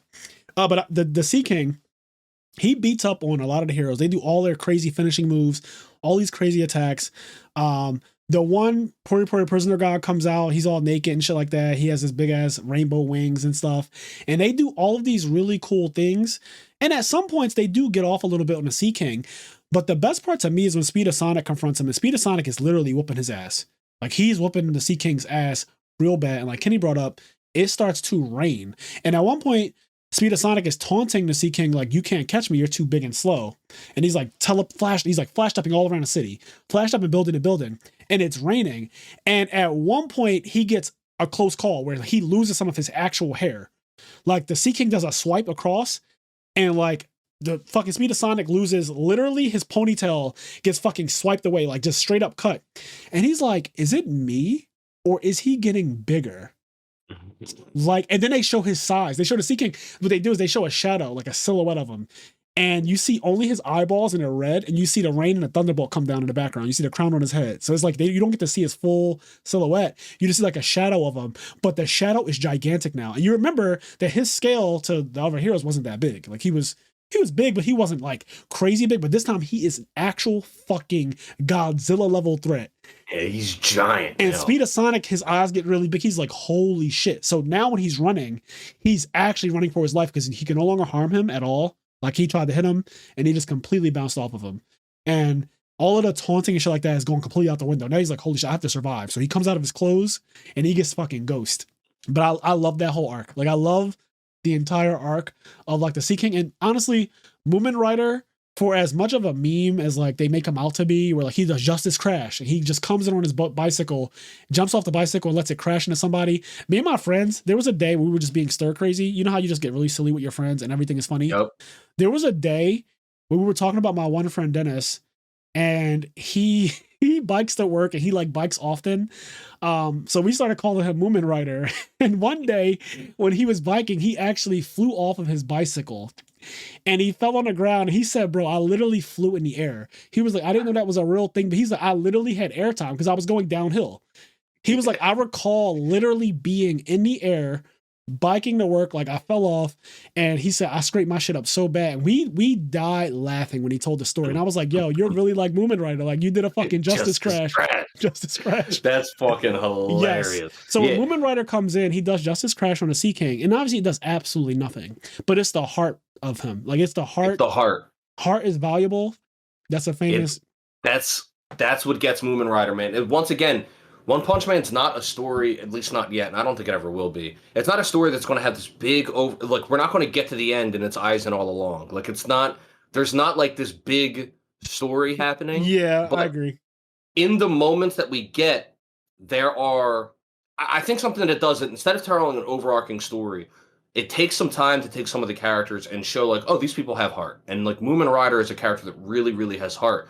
He's in this ridiculous circumstance. He's fighting the Deep Sea King, which is this gigantic undersea monster fucking thing. Yes. He's watched all of these heroes that he knows. He's C-class. He watched all these B-class and A-class heroes get ruined by the Deep Sea King, and he does not give up. He gets up and he keeps trying because like that's what a hero does. And it gives me like All Might vibes. You know what I mean? Like that's what a hero does. Like they get up and they keep trying. And even though there was no fucking way, no universe where he could do anything, he was able to just like hold them off just long enough so that he didn't go off and kill a bunch of people. Yeah. Just enough time for an S-class hero to show up or for someone like Saitama to show up. And I like his character a lot. I really like Moomin Rider, and I can't even, outside of just him having so much heart, I guess that really is just it. Like he just has so much heart that I love the character. Like when I see him on screen, I just immediately get a little sad. Like, damn, like I wish Moomin Rider I hope that at some point he gets stronger, but it is kind of like a certain sadness that he's biking in the rain to just try to help people in the shelter where the Deep Sea King is now infiltrated. And he's like destroying the heroes. And here comes Moomin Rider, Justice Crash, hits him, and it does absolutely nothing. Then at one point, I believe the Deep Sea King grabs him by the leg and does an actual Looney Tunes thing to him. Yeah, he fucking Hulk Loki's him. Yes, he like slams him left to right, left to right, left to right, left to right. Like just absolutely bullshit Toon Force like type stuff. And I'm like, God damn, you know. But then Saitama comes and just one punches him and like it's nothing. And Moomin Rider is just like, well, thank God you exist, right? Like he respects Saitama. And just like most people do, I really like that there are a lot of people who respect Saitama, Genus being his biggest fan. But there's other people like Moomin Rider who are like, damn, like I want to be as strong as you one day. Like I want to get to the point where I can protect people and do this. And then there's other funny things about One Punch Man that I really like. There was this one episode also, it was like its own little mini arc. The episode was a mini arc, I'll say, where all these heroes encountered this fucking seaweed monster in an alleyway. Yeah, I remember it was Golden Ball was the one hero. Yes. And the other hero was like Mustachio Man or something. Yes, he had like a rapier. Yeah. They encountered this fucking seaweed monster. And at first I'm like, well, there's no way the seaweed monster's gonna win. And then the seaweed monster gets in on them and fucks them up bad. Like they get fucked up bad. And then you see Saitama in the distance coming down the street. And Saitama, I think he just got done grocery shopping. And so he has his grocery bags. And the seaweed monster, after beating the other two heroes, they're all like lumped up on the ground, you know, they're fucking incapacitated like Pokemon. And Saitama literally looks at the thing's screaming and yelling and going rampaging. The next scene, because they do it off screen, the next scene, Genus comes in and is like, what are you making? And you look at his fucking pot. He's boiling the actual monster. Like parts of the monster's body are in his pot. And he's just boiling man's making soup out of that bitch. Yeah, they like off screen, mind you. The whole episode was kind of focused around this one monster. Right, like this one monster had basically an entire arc, and then Saitama comes at the end of the episode essentially, and just actually cooks it, like figuratively and physically, like cooks the monster. And Genus is like, "What are you making?" And he's like, "Don't worry about it." And you just see the seaweed in a pot. You realize, oh my God, he off screened it. He off screen, and that's that episode. It's funny, 'cause, like I don't remember if this is an official description from the creators or if this is just the way somebody else described it. But One Punch Man really is. It's the main character during the last arc of a series at the start. Yes, like it's end of series Goku, fucking fighting the bear thief. Yes, yes, it literally is that. It's just the app is like you doing a new game plus being able to keep all your equipment and your level, all your summons, all your magic, and then starting from scratch fighting against level 1 enemies. It's just that. And I also think another funny part of One Punch Man for me was the whole Sharanko arc in season 2, where like Sharanko is this random character, a lowly level hero. He gets his ass beat really early on, ends up in the hospital. And Saitama finds out about this tournament that's happening, a martial arts tournament. So Saitama gets the idea because you can't join the tournament apparently if like you're an active hero or something like that. I forget what it is. It's something barring him from entering. Yeah. So they have this whole episode where Saitama's not really in it. Like he's just really not in the episode. And at the end of the episode, Garo comes across Saitama while he's just out like Saitama's out shopping. And we don't really know what he's shopping for, but you see him kind of fiddling with like a wig, like this fucking blonde wig. He's just kind of fiddling with it. And then Garo comes up behind him and Garo attacks him. And Saitama's like, what? And, he doesn't react to the actual attack. Like, the attack doesn't do anything to him at all. And Garo was serious. Garo attacks him. Saitama's like, what? You trying to rob me? And he fucking just chops him. Garo slams into the ground, unconscious, blacks out. And the last thing you see is Saitama exchanging money for a wig. And it's like, what's funny about it is that's actually an after credit scene. It's one of those things, like, it doesn't happen in the actual episode. It happens after the credits roll. But that scene is so fucking funny to me. Then the next episode, you see that a guy named Sharanko is entering the tournament, but that he's in the hospital. When they show him, it's actually Saitama with a wig on, and I lost it. Like, I fucking, the part where you see this man, the whole tournament, all he's trying to do is keep his little wig on. Keep the fucking wig on. Because that's the other thing. They say that this year, not only is there a reason why he couldn't enter normally and he had to enter with a disguise, they say this year is the first year that you're not allowed to have any kind of disguises when you enter, because last year, a wolfman entered with a disguise, and he was like, he killed participants. It was Garo. And it was Garo, yeah. This happened last year. So anyway, and it's funny because Saitama's disguise is that he has like a fucking bush on his head. Like, it's the stupidest disguise ever. It looks so fucking bad. It's just sitting up there. Like, the hair is just sitting up there. It's not well connected. Like, he looks like fucking Raccoon. Like, he just... Yes. He does look like Raccoon, actually. He just is absurd. That's a great comparison. He looks exactly like Raccoon. The hair is just fucking sitting on top. He looks ridiculous. And he's fighting this tournament, and he comes across all these other martial artists who are, some of them are really good and all that stuff. One of them has never lost before. Yeah, Shiryu, I think his name is. Yeah, and there's like some really cool martial artists, but it's just funny because I think Saitama also wants to find out, like, what martial arts mean, and because he gets this idea that, like, he'll find a real fight there. Yeah. And he goes, like, he's so ridiculously strong. I don't remember exactly what he says, but by the end he goes, like, I understand what martial arts are now. And it's like, you guys just, like, say cool names for your attack or something. Like, I forget what it was. Yeah, you guys do, like, poses or something. Yeah, he reduces it to some bullshit like that. And I just love his outlook on everything that people take so seriously, because obviously people take martial arts very seriously. And the guy he fought in the final round before he gets DQ'd, like, he's going all out. He's doing all these crazy ass attacks and shit. And Saitama is literally just holding onto his wig. And, like, I think at one point the guy hits him so hard into the tournament grounds that Saitama gets buried, like, actually buried in the mat. And he just kind of jumps out of it and takes no damage whatsoever, like, literally none. And then monsters actually come, and they fucking ambush everybody. They start killing humans. And another cool part about that is, like, in the tournament also was two other heroes that were in disguise, Sneko and Lightning Kid. I don't remember. I remember the Lightning one. I don't remember the other one. They were both in the tournament, and they lost pretty easily in the tournament, I think.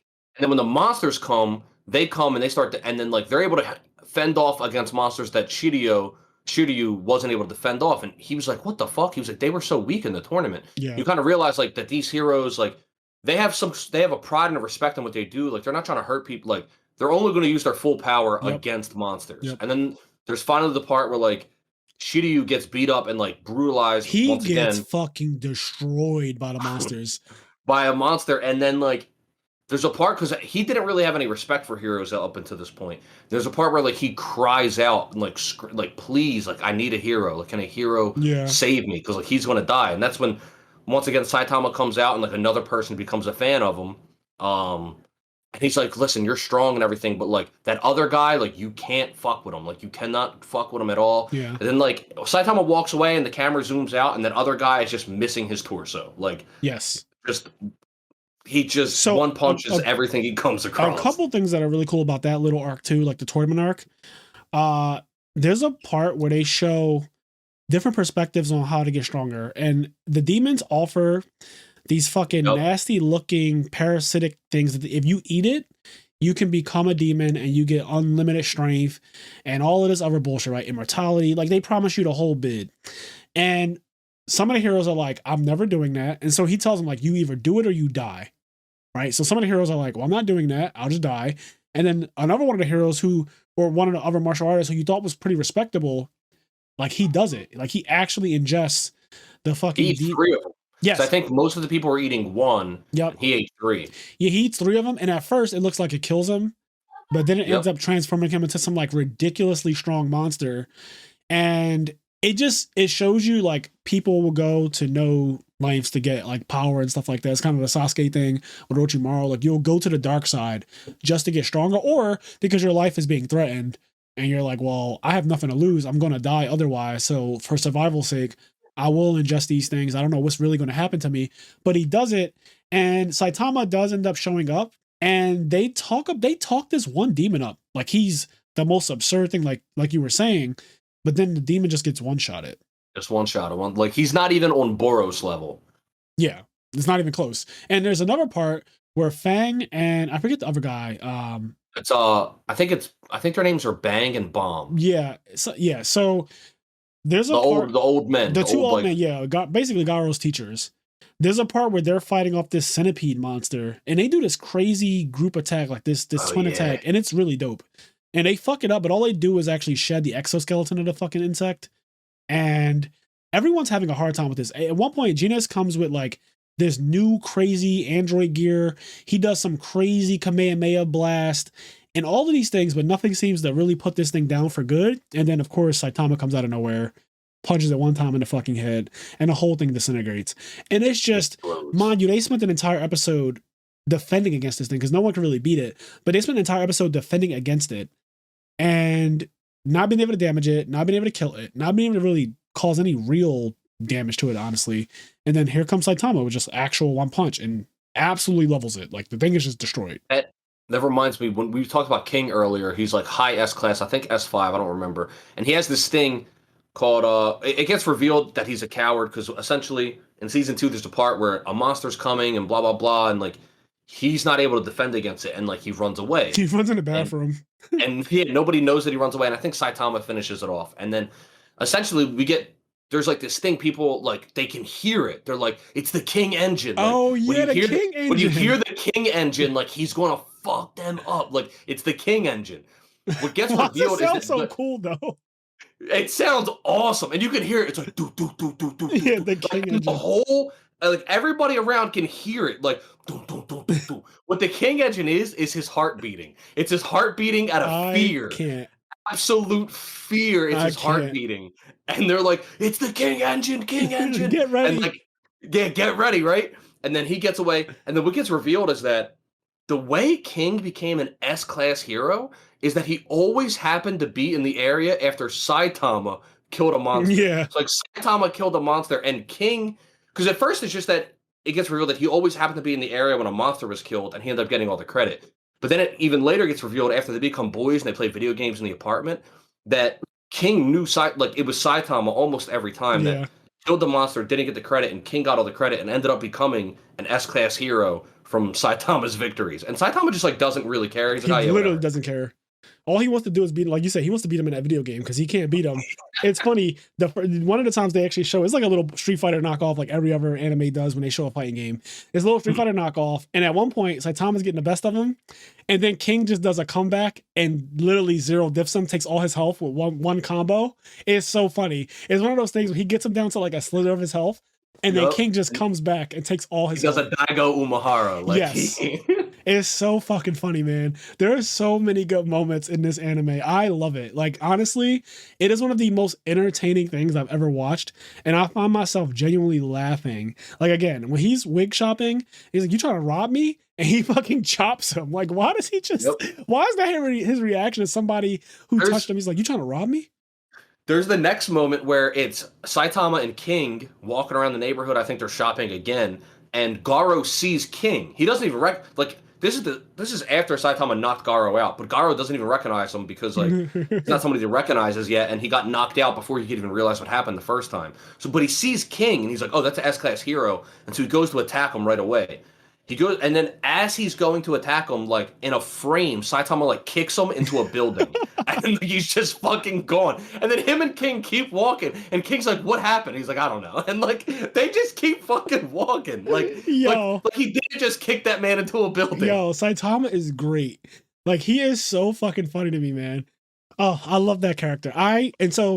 The reason why we're doing this podcast is One Punch Man is actually awesome. It's one of my favorite animes, actually. Like, I'm not even kidding. It's actually just one of my favorite anime. But the other thing really is that fun to watch, man. It's really good. It's actually just good. Also, the opening of like One Punch, like that opening if you need a reason, it's like, let's say you want to get your health on track, you need to start working out, you want to do 100 push-ups. I'm gonna tell you the secret. I'm gonna tell you the key. Go listen to the opening. Go before you work out. Yeah. Put that opening. Make that the start. Like if you want to make a workout playlist, make that the first song on the playlist. Make that the opening to your workout. That shit'll get you going, man. That is a fucking hype ass song. It's really good. I was gonna say, fuck, did I lose my train of thought? I think you were about to start talking about season 3. Oh, okay. That's the reason why we're doing this episode. Yes. So they just announced finally that season 3 will be coming out in 2023, and MAPPA is actually picking it up for the animation. So MAPPA also does Chainsaw Man, which from the 3 episodes that I saw is very well animated. MAPPA is also huge. Like they're famous. They're one of the biggest animating studios in the world. So yeah, you can expect really good things. Hopefully the noise about the animation can die down, because I really don't think it's that bad. Y'all like to run everything into the ground, and once the internet says one thing, people cling to it, and just like there's this groupthink thing that happens, this hive mind thing that happens, and I'm just not for that. I like to think for myself. Like sometimes, yes, sometimes the internet's just right. Sometimes the internet's just actually right. If something is, going downhill or something's bad, like everyone agrees, like Game of Thrones and Naruto Shippuden, like they ended terribly. Like that is a fact, right? Like no one's debating that, no one's trying to really defend that. But then there's things that I just think get a little exaggerated. And I went into One Punch Man season 2 thinking that I was about to see some Sayuki level still frames being used or repeated frames being used. Oh my God. I'm sorry to interrupt you, but you just said Sayuki and it fucking reminded me. I wanted to say this. I mean, we already kind of said it. I love Garo's design. I love his, and it dates back to Sayuki. I love like the really tight shirt, the really tight top, and then like the baggy pants. Yes. For some reason, I love that fucking look. I like that look. Really tight top. Yeah, and the baggy pants. And for me, I remember it all started in Sayuki. In Sayuki, the main character, Sanzo, he wears like this monk garb. Yeah. But then there's parts where like a serious fight happens and the top of the monk garb comes off. And he has this really tight like black beater on and then like the baggy bottoms. Yeah. And I remember loving that look so fucking much. And Garo has like that same kind of look, the tight top and the baggy pants. And I just wanted to say that I really fucking love his design and that look in general. Yeah, Garo's design is really cool. Also like that he loses a lot throughout season 2. Like he goes up against Fang at one point and he loses. Like he just straight up like the old men, they jump him. And but he gets his ass beat. Then he gets his ass beat. He was about to get hit by Metal Bat, it seems. And obviously every time he comes across Saitama, he gets off screen apparently. Like he just gets completely disrespected. But yeah, he loses a couple fights. And I think that that's really good because they're developing this character to be a main character. And it's nice to see how he's developing too, because eventually it goes without saying, they showed humans ingesting demon cells for a reason. So it's not lost on me that that's where it's going with Garo and the whole thing where his hair changed color and all that shit. Obviously, I think that he's going to end up ingesting like some demon shit, or maybe he might pull a Bakugo and get to the demon lair and be like, fuck you guys, I actually have no intention of being a demon.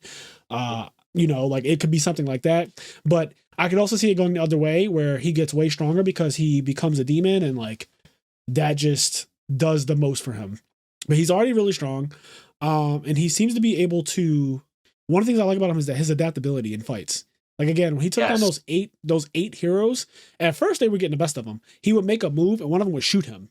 Then he would he was already tired and then he was getting shot at. He ended up getting shot by like poisoned arrows. Yeah, one of them poisoned them and they told him like you have this amount of time before you collapse. And all of these things were happening. They had this perfect strategy against him. They're like, you actually can't get out of this diagram. Like we have this fucking perfect diagram on you where no matter which way you move, you're cornered. And every time he did something, they had a response to it. But he eventually adapted and just was like, okay, let me calm down. He like focused and he looked at him and he was like, this one right here is just not as fast as the others. And he just fucking gripped that one up real quick.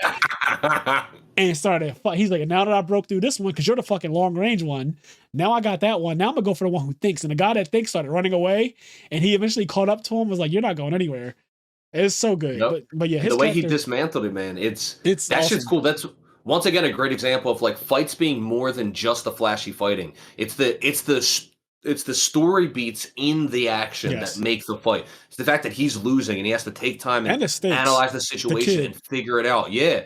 And when he pulls all that shit together. He protects the child, and like he's able to overcome. And like these heroes, it's also funny because these heroes are doing exactly what made him hate heroes. Like these heroes, yes, they are tired of being looked down upon by the S-class heroes and other people in general because they're just A-class, which is already really high. But they want the respect. They want to prove that they are heroes and they can protect people too.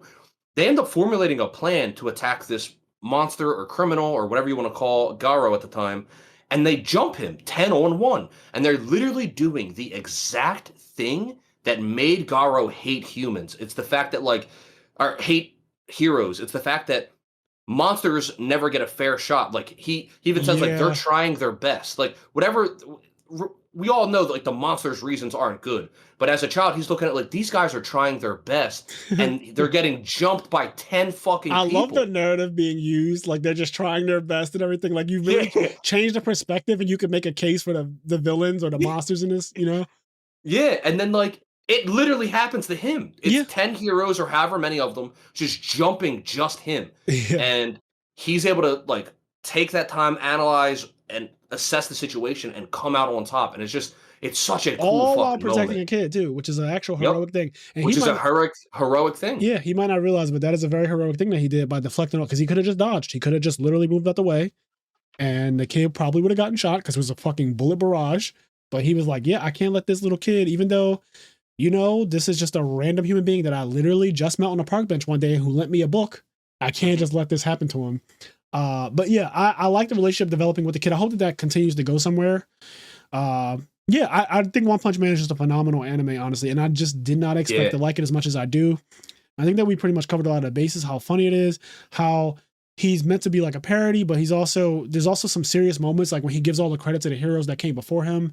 Mm-hmm. There's a lot of really good qualities about it. And the fact that it's not a hard watch, it's not something that you're not going to go on Reddit and have like these crazy discussions about where you think, like there's not going to be a crazy discussion about where you think the story is going for One Punch Man. Like it's not like that. Yeah. It's just a really easy, fun watch. Like you can just really enjoy it and it doesn't feel like a commitment to watch it. Even though like season 1 and season 2 altogether, I guess is 24 episodes. I think they're 12 episodes each. And so there's other 24 episode anime you could watch that might have this really in-depth story or whatever. And like, you probably should watch them too. Yeah. But sometimes you're just in the mood where like, you just kind of want to watch something easy. And One Punch Man is an easily digestible thing where like, you can just watch those 24 episodes and like, be good. Like you don't feel like it took a toll on you. Or I don't know. It's weird to describe. But. So I'll say this, because the guy who does One Punch Man also does Mob Psycho 100, right? Yeah. So I watched season 1 of Mob Psycho, and I guess I went into it with the wrong mindset. I was expecting something more serious, and Mob Psycho is very much similar to One Punch Man. It is not an anime that's meant to be taken super serious. It is an easy watch. It's a very happy-go-lucky, like funny. It's very funny. Like it's a comedic shonen, I guess, or whatever. But like I went into it not expecting that. And it was hyped up to me a lot before I ever watched it. So when I watched it, I honestly did not enjoy it. I really didn't. I guess there one episode in season 1 where like he loses his shit. It finally gets to 100% on his like cycle later or whatever. And that episode was really cool. But I don't remember much of season 1. I just binged it and I remember just not enjoying myself. So I am going to say that I will rewatch season 1 or at least do a recap on YouTube, something just kind of refresh myself. But I want to watch season 2 because season 3 is airing right now from what I understand. Yeah. And I just want to give it a second try because I find it hard to believe that I could not like Mob Psycho so strongly, but love One Punch Man so much. Like I love One Punch Man. Yeah. Like literally One Punch Man. If you ask me right now to name like my top 10 anime, like ever, One Punch Man is probably gonna be in it. That's how much I like it. Like I like it that much that it would probably be in my top 10 because it would be the only thing like it in my top 10. Like there's nothing else quite like it that I watch. Like my list is like very hardcore, all the top level shit that you've heard of. It's all of that stuff in there. But like something like this that doesn't have a story, doesn't have a main character with like some crazy backstory and some crazy motivation outside of him just being bored. For me to love it so much, I just, and it also makes me laugh. It is a very unique experience because it's a parody, and it's a parody done in a different way than, well, I mean, Hunter x Hunter is not a parody, but Hunter x Hunter is a deep, like, they have similar roots in that Hunter x Hunter is a deconstruction of shonen while still being a very serious shonen. And that's something we can get into more in our fabled Hunter x Hunter episode whenever we get around to doing it. But Hunter x Hunter is a deconstruction of shonen. It is Togashi, the creator of Hunter x Hunter. It is him taking and being tired of like a lot of the formulas and tropes that existed in the shonen genre at the time, and then him finding a way to just like create this deconstruction of those tropes. And it's just really Hunter x Hunter is an anime / manga that I think is insanely good, but it gets even better if you're already exposed to the shonen genre. You have to be familiar with the shonen formula for Hunter x Hunter to have an even bigger impact on you, because that's kind of like its purpose. Anyway, One Punch Man, like similar in a way that it's a parody of the shonen genre, and that it is even better if you're already familiar with shonens, because you can take a lot of what is happening in there and relate it to other things. Yeah, like One Punch Man, while it could work for, let's say, your little brother, if it was his first ever anime, he could totally like the anime. And he would enjoy it and get things from it and probably find parts of it funny. But I think a lot of what makes it great is the fact that they know if you're watching One Punch Man, you've probably seen a lot of other shonen. And so you know the tropes that they're parodying. Like everything that they're doing parodies of, you kind of know it already. Like, oh, how did you train? I went to the hyperbolic time chamber for this amount of time and I got this strong. Well, I just did 100 sit-ups, 100 push-ups, 100 squats, a 10-kilometer run. It's like, that is such a ridiculous fucking thing to say. But that is a parody on how ridiculous characters have to train. Like Naruto had to make 1,000 clones and they all practice doing the Rasengan. And then if he cancels them, he gets all the information. Like that, just these ridiculous things they have to do to get stronger in anime and in shonen. And here comes Saitama doing like absolutely nothing, nonsense, human shit. Shit that we could do. Like we could do his exercise, and people have. So yeah, I really like that. Even though it's a parody, it's just done really well. So I want to give Mob Psycho another try for the sake of doing a podcast episode on Mob Psycho, because there is an audience of people who really do like Mob Psycho. And yeah, I think that if I give it a second try and I go in with a different mindset, like don't expect some crazy story, right? Like Mob is not going to give you some crazy detailed, super awesome backstory. Like he's not Eren Yeager. Like I'm not going to get the fucking Eren Yeager. He's not. His dad's not about to leave him a key to the basement in season 1, and I don't get to see what's in the basement until season 3. Like that's not about to happen. Not at all. You know what I mean? Like you know what I mean? Like it's just not that. So everything is not going to be like your mom gets eaten in episode 1, and then you come to find out that he's actually the reason why his mom got eaten in the final season and shit. Like it's just not that. That's Yeah, Mob Psycho's cool. I enjoyed season 1. I still haven't gotten around to seeing season 2, but I've heard from a lot of people, like when season 1 happened, I watched it. I enjoyed it. I liked One Punch Man season 1 more. You probably went into it without expectations, which is my issue. Is that people told me, oh, it's insane, it's nuts. And I thought that they were saying that in the vein of like Hunter x Hunter and Naruto. When I went into Mob Psycho, I just kind of, I was just like, oh, this is made by the same guy that made One Punch Man. That's cool. And then so I just watched it. And I enjoyed it. I liked One Punch Man season 1 more, but I enjoyed Mob Psycho season 1. 100%. And season 2, I never got around to seeing, just because I never got around to it. I remember when it came out, there was like 5 other anime that came out that season that I wanted to watch. And so I was trying to watch all of them at the same time, and then like I just never got around to finishing season 2 of Mob Psycho. But anyway, I've heard from so many people though that compared to I don't know, I've just heard really good things about it. Once again, that could be a bad thing. Expectations could fuck it up, but I am interested in seeing season 2. So I'm interested in at some point us watching Mob Psycho and then doing an episode on it, because I'd be interested in seeing season 3 as well. Okay, I have a question for you, because there's some anime that I remember I need to still do my anime list, because I've seen a lot of anime, especially in the last couple of years during the pandemic. My anime list is a very helpful website. Yes, it is. Have you seen, I don't think you've seen it, but I'm just going to ask anyway for the sake of the podcast. Have you seen Dr. Stone? No, but that's, I can, it's one of the things, what's funny is that I think we both have a list, and the list is like, these are the things that I really want to watch. It's not, like for no reason, like it's not like I'm avoiding watching it, it's just shit happens. Yeah. So Dr. Stone has been on the list of things I really want to watch for a while, and I just never get around to it. But if we were to be like, we are doing a Dr. Stone episode in February, like I'd have it watched by then. You know what I mean? Yeah, because it's 12 episodes season 1, I'm pretty sure. Like I want to say it's a 12 episode anime. I want to say it is, maybe. Okay, I'm going to say it's 12. I'm not sure. But I think it's a 12 episode anime. Season 1 and 2, both seasons are good. But season 1 is fucking phenomenal. And that's not me just like hyping it up. I think Dr. Stone is actually one of my also top anime that I've seen. It's just really good. And this is because I also am a firm believer. I always say this. I'm a firm believer that like today is better than yesterday. Things are just getting better over time. Like people are becoming better storytellers. Everyone's getting better at animation. Like animation now, we're kind of become used to seeing Demon Slayer level animation and stuff that's very close to it. And that is the norm. So now when I watch anime, I'm like, okay, it looking good is not the only thing that makes it good. Mm-hmm. Like, because that is now a 2022 standard. That's what we were saying about like JJK, right? Like JJK looks phenomenal, but that doesn't mean it's the best anime ever. Yes. So a lot of the anime now just look better, and like same thing, but storytelling is getting better overall, and like, you know, concepts of like why does this anime exist, why does this manga exist, those things are also getting better over time. Dr. Stone is fucking phenomenal. The Promised Neverland season 1, I don't know if you've ever seen that. That is we've talked about it. I don't think we've talked about it on the pod. We've talked about it.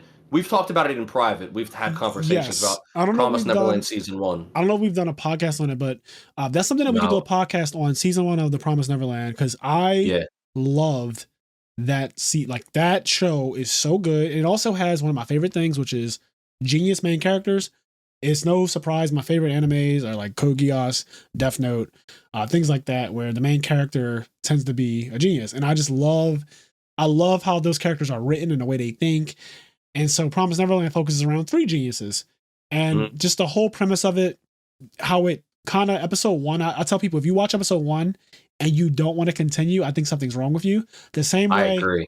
The same way if you watch episode 1 of Game of Thrones and you actually pay attention, you get to the end, and when Jaime pushes the boy out the way, like if you see that and that doesn't make you say, all right, I kind of want to see episode 2 now. Like if you don't have an inclination to want to watch episode 2 after seeing the end of episode 1 of Game of Thrones and Promised Neverland, I just question your taste in general, if I'm being honest. Yeah, I mean, I'll never forget Promised Neverland. I fucking watched episode 1 and I was like, shit. And then I just like watched episode 2 and then like I kept watching it. And then I was like, I have to go to bed because I think I had an interview in the morning. I don't remember exactly. There was something I had to do in the morning that was important. Yeah. And I went to that interview tired because I just didn't go to bed. Yep. Because I just ended up watching the entire season that I was just like, well, this is where I'm at now. Yeah. So because Kenny has actually seen Promised Neverland, we will be doing a Promised Neverland episode soon. Because all it'll take for us, honestly, is just a quick YouTube recap. And yeah, that's a really good anime that I do want people to watch. And we can totally do. But yes, anyways, guys, we're going to get out of here. So before we do, a couple things. Check out our Patreon, IMNerd Podcast Patreon, where we drop exclusive content. Now more content than ever because we have been uploading like videos of dueling book replays and like deck discussions and stuff like that. So not only do we have episodes that only come out on Patreon, every month there's an exclusive episode. So we're going to do one for December as well. But there's also now additional content being uploaded to Patreon. So check out our IMNerd Podcast Patreon. I also started to include in the regular podcast episodes, like on Spotify, Apple Podcasts, when you look at the description of the episode, a link to Patreon will be in the description of the episode. So like, and some of them it's clickable. Like I've noticed on Apple Podcasts, it's a link that you put in the description, you can actually click it. So you can actually click to get to our Patreon from the description of it. So it'll say like whatever the episode's about. So this one is like One Punch Man seasons 1 and 2. I'll write whatever for the description, but then I'll also put a link to the Patreon right under it. So that way it makes it easier for people who are interested in that type of thing. On top of that, we give shout outs to everyone who's a part of our Patreon, as well as access to our Discord server. So again, if you want to support the podcast, we really appreciate it. For those who have been supporting the podcast, and honestly, everyone who's on this list has been with us for like some of them a year or more. Like a lot of the people have been with us for a year or more, which is crazy to say. Like we really, really appreciate the support. And a lot of the people who join our Patreon are not at the $3 tier. They're at the higher tiers, which is a blessing in itself. The fact that you guys are really willing to support us, it means a lot. Like, honestly, it means a fuck ton. So as always, I just want to give you guys a shout out. Starting with our first ever patron, we got Connie, Austin, Leon, Quest, Garen, Xavier, Hylian, Dimitri Barnes, Alexander Brissett, Vinny Casello, Giovanni Avalos, Alex Flamer, Henry Reynolds, CJ, WK-1, Dan Varable, First to Home, S. Akuma, Mitchell Nouse, Midwest Gaming, Dimitri Safirdas, Vince Marquette, Dallas Bailey, Roz Weiss, Nick Stango, Hanto, our 2-time national champion, Vincent Zen, Sarah Maria, Sunny Top Cut Podcast, Alex Ahern, Philip Campa, Jalen Haskins, Arale Melfi Slump, Kang Petty, Chris Lynn, and Jeff Luang. Again, thank you guys so much for being supporters of the IMNerd Podcast. And as I always say, do the things that make you happy. One punch! One punch. All right, we're getting out of here. See you in the next one.